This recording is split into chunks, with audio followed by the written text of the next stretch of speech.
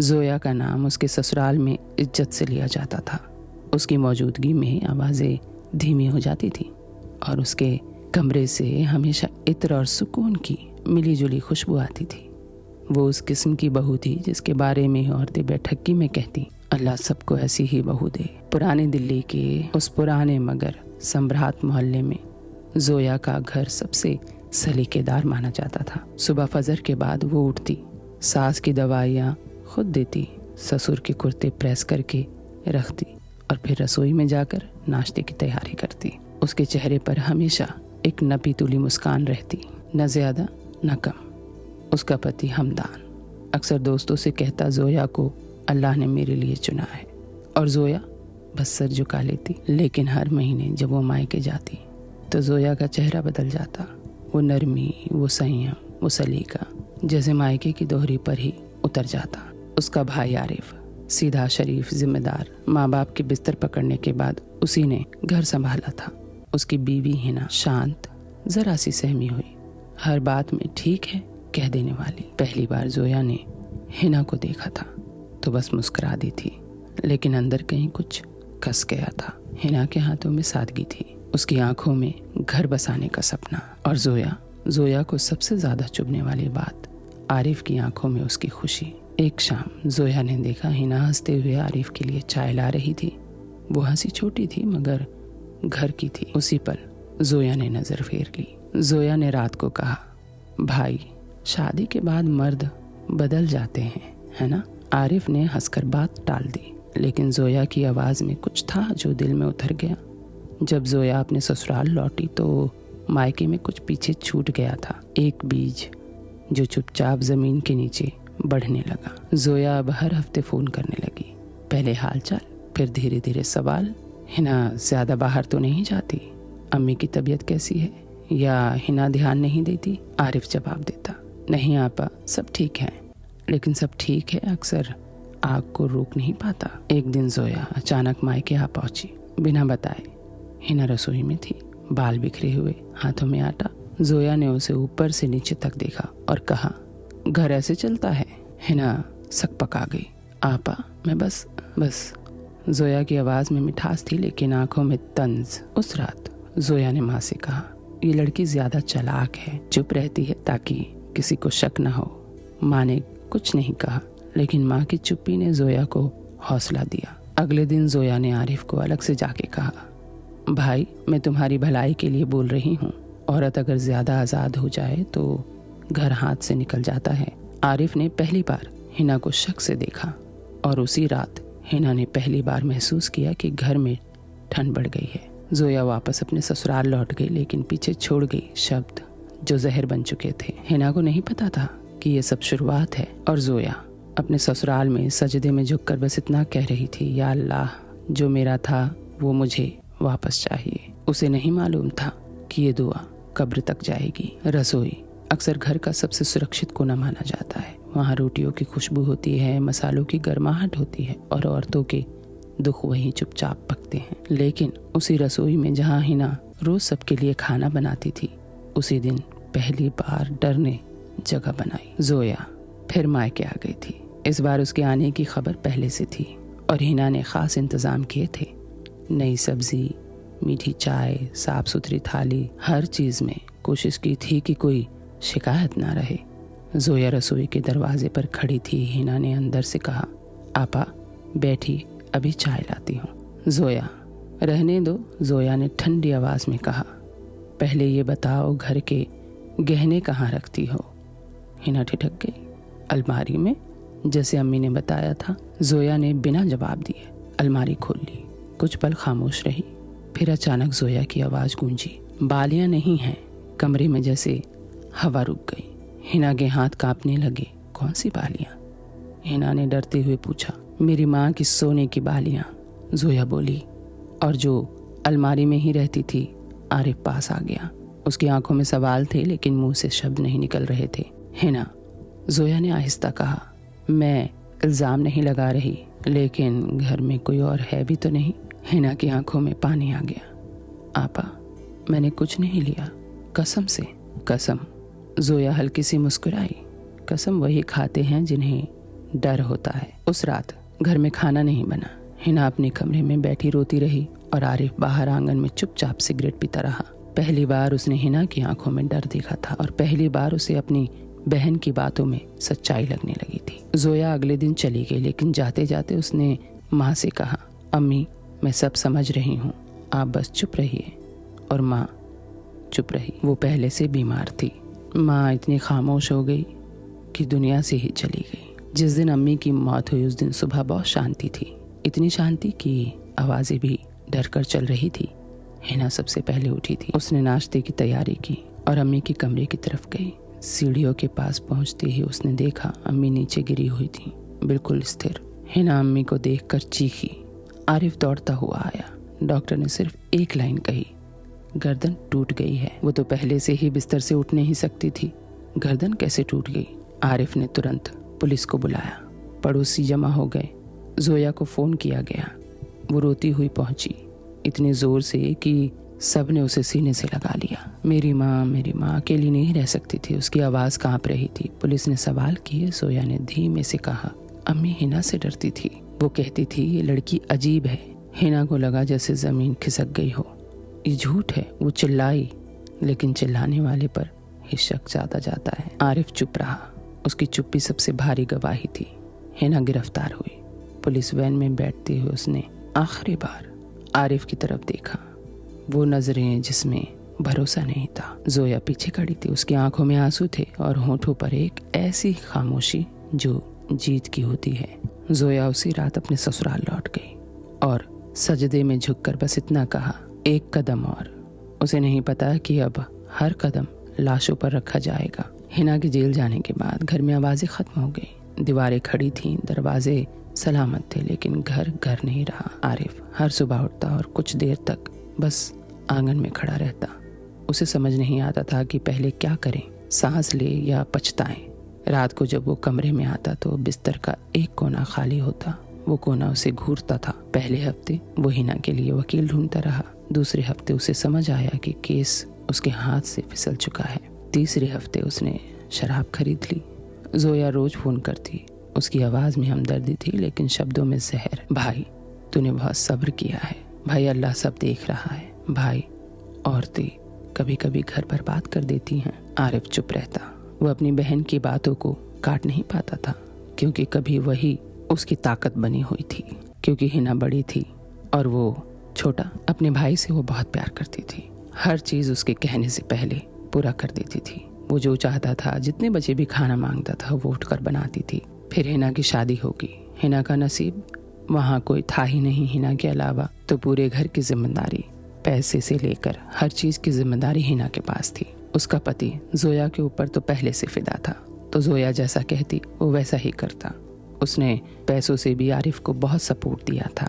माँ बाप बीमार थे और आरिफ के पास नौकरी नहीं थी, तो जोया ने ही घर चलाया था। अपने भाई का जेब खर्च से लेके अपने माँ बाप के इलाज के पैसे तक जोया ने दिए थे। लेकिन उसके ससुराल में जोया से कभी सवाल नहीं किया गया था। कभी वो छुपा के देती तो कभी बता के।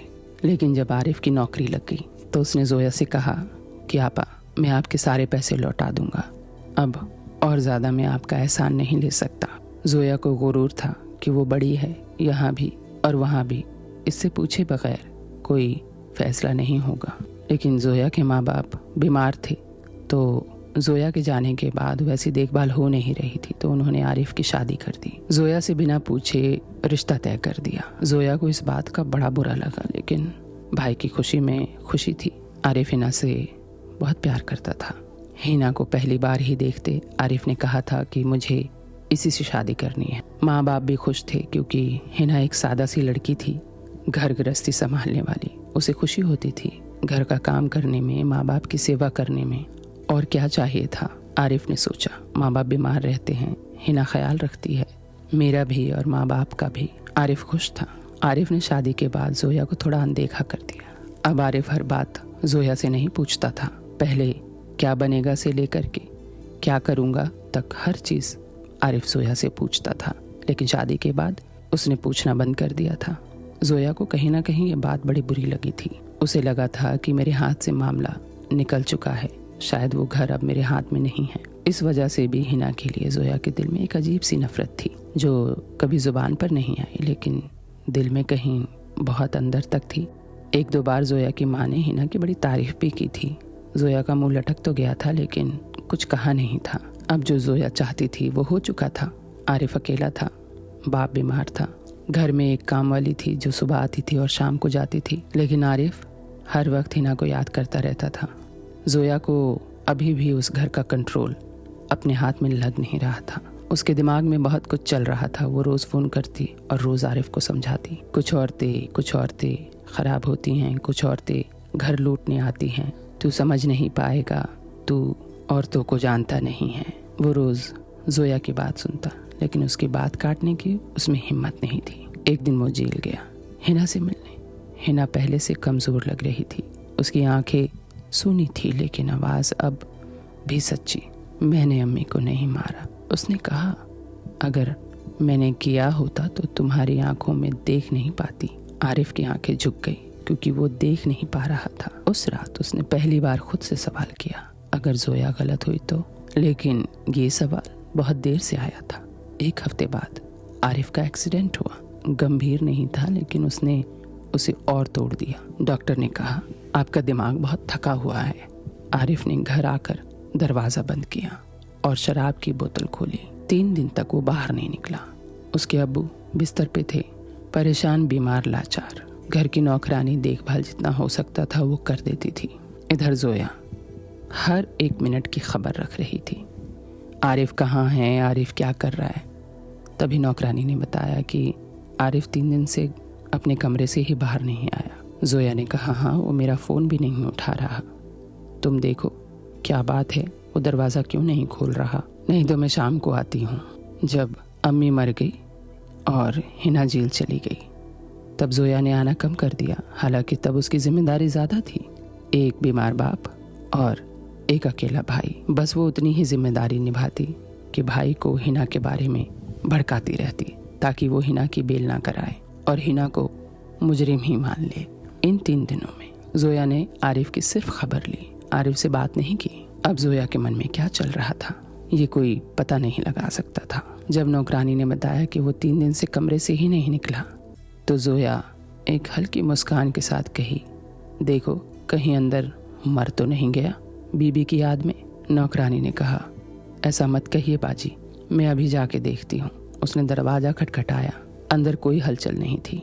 उसने पड़ोसियों को जाके कहा। पड़ोसी आए, दरवाज़ा तोड़ा, आरिफ को बाहर निकाला गया। आरिफ, कुछ लोगों ने उसके पल्स पे हाथ लगाया, कुछ ने कहा मर गया। किसी ने एम्बुलेंस को बुलाया। आरिफ की ये खबर उसके पिता से बर्दाश्त नहीं हुई और उनको लकवा मार गया। उनके हाथ, पैर और दिमाग सब सुन्न हो गया। आरिफ को हॉस्पिटल ले जाया गया लेकिन वो बच गया था। ज्यादा शराब पीने की वजह से वो बेहोश था। इधर जोया को कोई फर्क नहीं पड़ा। बाप की इतनी बुरी हालत और भाई बर्बाद हो चुका था। वो कहीं ना कहीं उसके अंदर एक सुकून था। लेकिन जब घर आई तो दहाड़े मार मार के रो रही थी, छाती पीट पीट के। उस औरत ने मेरा पूरा घर बर्बाद कर दिया। मेरी माँ को खा गई, मेरे बाप को खा गई, मेरा भाई। अब इस दुनिया में रहकर भी वो इस दुनिया का नहीं रहा। आखिर ऐसा क्या किया उसने। सब लोगों ने जोया के हाँ में हाँ सर हिलाया। बात सही कह रही है। आरिफ हॉस्पिटल से लौट आया लेकिन वो समझ गया था कि ये जो भी कुछ हुआ है ये सब जोया ने किया है। उसने अपने दिल की हालत डायरी में लिख दी क्योंकि उसकी हिम्मत नहीं थी कि वो सबसे कहे या जोया को कहे कि तू गलत है। कुछ हफ्ते बाद उसके पिता का देहांत हो गया। अब घर में सिर्फ आरिफ था। पिता के देहांत के समय भी जोया आई और वो जोर जोर से रोई। इतना रोई कि सब यकीन कर बैठे कि हिना की वजह से इनका घर बर्बाद हो गया। उस रात आरिफ तो सब जान चुका था कि ये सब कुछ जोया कर रही है। आरिफ अपने कमरे में डायरी लिख रहा था। जोया को लगा सब सो गए।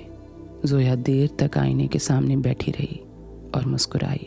उसे लगा कि वो जीत गई है। लेकिन आरिफ अब हिना को किसी भी तरह जेल से छुटवाने की कोशिश में लगा था। उसने जोया को नहीं बताया कि वो क्या कर रहा है। हिना को छुटवाने के लिए वो कितनी कोशिशें कर रहा है। अगर उसे पता चलता तो फिर सब कुछ बर्बाद कर देती। इस बीच वो सिर्फ आरिफ से एक ही बात कहती, दिलासा देती कि भाई दुनिया में बहुत लड़कियां हैं, उसे भूल जा, वो बेवफा थी, गद्दार थी और माँ की कातिल भी। ये बात ना भूलना, याद रखना। आरिफ सिर्फ अपनी आपा की आंखों में देखता। जब भी वो उसकी आंखों में देखता तो जोया अपनी नजरें झुका लेती और बस हिना के खिलाफ उसके बारे में बोलती जाती। आरिफ को समझ नहीं आ रहा था कि आखिर मेरी बहन ऐसे हो कैसे गई। जोया को लगा कि उसका घर, उसका मायका उसके हाथ से चला गया हिना के आने की वजह से, और जिस ससुराल में वो राज कर रही थी वो तो उसका था ही, उसके कदमों में। लेकिन हिना के आने से मायका कहीं छूटने लगा था। अब उससे कोई मशवरा नहीं करता था। बस यही बात तो उसके दिल में टीस बन के उठी थी, जो उसने अपने घर को, अपने भाई के घर को बर्बाद कर दिया। लेकिन आरिफ सब जानता था कि आपा के दिल में क्या चल रहा है, आपा ने ऐसा क्यों किया। आरिफ की 6 महीने की मेहनत के बाद हिना को जमानत मिली। सबूत कमजोर थे, गवाह टूट चुके थे। जब वो जेल से बाहर आई तो जेल के बाहर आरिफ अपनी आंखों में शर्मिंदगी लिए खड़ा था। हिना ने उसकी आंखों में देखा और कुछ नहीं कहा, बस उसके साथ चल दी। घर पहुंची तो दरवाजा खुला था, अंदर सन्नाटा। आरिफ की खामोशी बहुत कुछ बयां कर रही थी, लेकिन जुबान नहीं। अम्मी नहीं थी, अब्बा नहीं थे। घर अजीब, खामोश और काटने को दौड़ता हुआ। सिर्फ दीवारें थी और उनकी यादें। जोया को पता चला तो जोया मिलने आई, सफेद कपड़ों में, सर झुका हुआ। उसने हिना को देखा और अपने भाई के कंधे पे हाथ रखकर कहा, सब अल्लाह की मर्जी है। हिना ने उसकी तरफ देखा। लंबे समय बाद पहली बार उसे जोया की आंखों में डर नहीं दिखा, सिर्फ इत्मीनान दिखा। आरिफ ने पूछा, तुम खुश हो आपा? जोया घबरा गई, फिर बोली, खुशी और गम इंसान के हाथ में नहीं। उस रात हिना सो नहीं पाई। उसे आवाजें सुनाई देती रही, सीढ़ियों से गिरने की, अब्बा के तड़पने की और एक आवाज रिकॉर्डिंग की। सुबह उसने अम्मी की अलमारी खोली, पुराने कागज और एक छोटा सा टेप रिकॉर्डर। उसमें जोया की आवाज थी, हर साजिश, हर झूठ, हर कदम। ये टेप रिकॉर्डर आरिफ को पहले ही मिल गया था, इसीलिए वो सारी बात समझ पाया और उसने हिना को आते ही बता दिया था। हिना रिकॉर्डर सुनकर जमीन पर बैठ गई। उसके होंठ कांप रहे थे। अब सवाल ये नहीं था कि सच क्या है। जोया की आंखों में पहली बार डर महसूस किया गया जब उसे पता चला कि उसकी आवाजें, उसकी बातें रिकॉर्ड की गई हैं। जोया खामोशी से पीछे पलटी और अपने ससुराल चली गई। उस रात अपने ससुराल में अकेली थी। हमदान किसी काम से बाहर गया हुआ था, सास मायके गई थी। घर बड़ा था लेकिन सन्नाटा उससे भी बड़ा। जोया ने खिड़की बंद की, पर्दे ठीक किए, दरवाजा लॉक किया। फिर भी उसे लगा जैसे घर में कोई तीसरा सांस ले रहा है। फोन की स्क्रीन जली। एक अनजान नंबर से मैसेज आया, तुम्हें सच में लगा था सब खत्म हो गया? जोया के हाथ कांप गए। उसने नंबर मिलाया, स्विच ऑफ। उस रात उसे नींद नहीं आई। उसे बार बार अपने माँ बाप की लाशें नजर आ रही थी, हिना की आंखें और भाई की वो घूरती हुई नजरें। हिना ने सुबह खुद को समझाया ये वहम है, लेकिन वहम तब टूट गया जब दोपहर में उसे एक कुरियर मिला, बिना नाम बिना पते। अंदर एक USB ड्राइव था। जोया ने लैपटॉप खोला, वीडियो चला, उसकी अपनी आवाज। अगर अम्मी सीढ़ियों से गिर जाए तो किसे शक होगा? हिना को फंसाना मुश्किल नहीं, वो चुप है। आरिफ टूट जाएगा और टूटा हुआ आदमी खुद मर जाता है। जोया ने लैपटॉप बंद कर दिया। उसका चेहरा सफेद पड़ गया। उसने पहली बार महसूस किया वो खेल अब उसके हाथ से निकल चुका है। शाम को हमदान घर आया। उसने जोया को कांपते देखा। क्या हुआ? उसने पूछा। जोया ने कुछ नहीं बताया, लेकिन उसी रात उसने बाथरूम में उल्टी की। अगले ही दिन जोया ने अपने ससुराल में खाना बनाया, सबको खिलाया। वहाँ आरिफ और हिना भी आए थे। उनको दावत पे बुलाया गया था। जोया के सास ससुर ने, इतना बुरा हो गया, दोनों को बुला के थोड़ी तसल्ली दी जाए। जोया के दिल में डर तो था, उसकी रिकॉर्डिंग, उसकी बातें, माँ को वर्गलाना, हिना को फंसाना, जायदाद हड़पना, सब कुछ पता था आरिफ और हिना को। जोया नजरें नहीं मिला पा रही थी। वो दोनों लंच पर आए, उन्होंने खाना खाया, सलाम दुआ हुआ और वो दोनों चले गए। जोया घबराई हुई थी और दूसरी अकल लगाने की कोशिश कर रही थी, जब तक हिना के सास ससुर और उसका पति दोनों फर्श पर गिर गए। उन्हें हॉस्पिटल ले जाया गया। उससे पहले ही तीनों मर चुके थे। जब पोस्टमार्टम की रिपोर्ट आई तो पता चला कि खाने में जहर दिया गया था। पुलिस आई और जोया को पकड़कर ले गई क्योंकि खाना उसी ने बनाया था। अगले दिन अखबार में छोटी सी खबर छपी। एक महिला ने अपने पति और सास की हत्या का कबूलनामा किया। ऑडियो सबूत मिले और किचन में जहर मिला। नाम नहीं था, पर हिना और आरिफ समझ गए। हिना अब सिर्फ पीड़ित नहीं थी, वो अब सच में मुजरिम बन गई थी। और जब बेकसूर को मुजरिम बनाया जाता है तो वो अपना आखिरी वार करते हैं और वो जुर्म ही चुन लेते हैं। जोया को जेल गए काफ़ी महीने हो चुके थे। उसका भाई उसको मिलने भी नहीं गया और ससुराल में कोई बचा ही नहीं कि उसको मिलने जाए।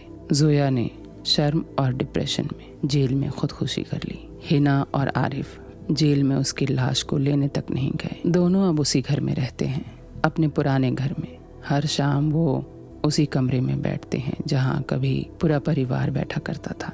टेबल पर वही टेप रिकॉर्डर रखा रहता है।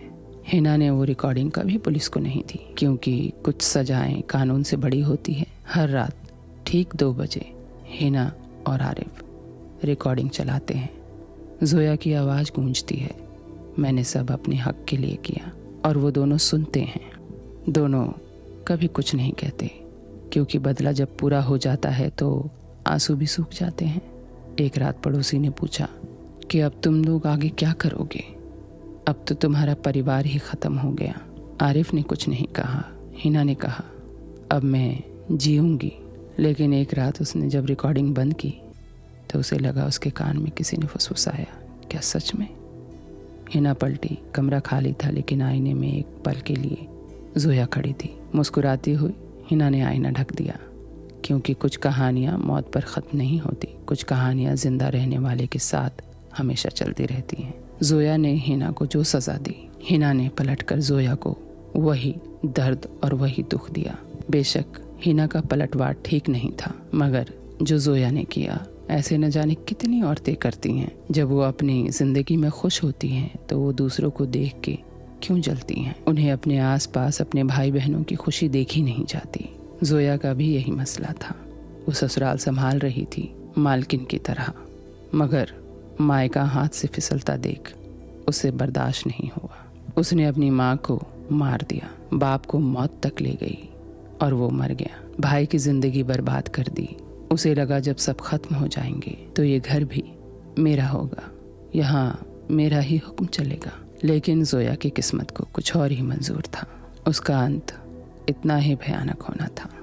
आप लोग बताइए, जोया का अंत क्या होना चाहिए था? क्या हिना ने उसके साथ सही किया या जो हिना के साथ हुआ वही उसने जोया के साथ किया? आप लोग कमेंट में लिख भेजिएगा और ऐसी ही कहानी के लिए मेरे चैनल को सब्सक्राइब कीजिएगा। जब तक के लिए खुश रहिए, स्वस्थ रहिए, मस्त रहिए और हाँ, मुझे सुनते रहिए। धन्यवाद।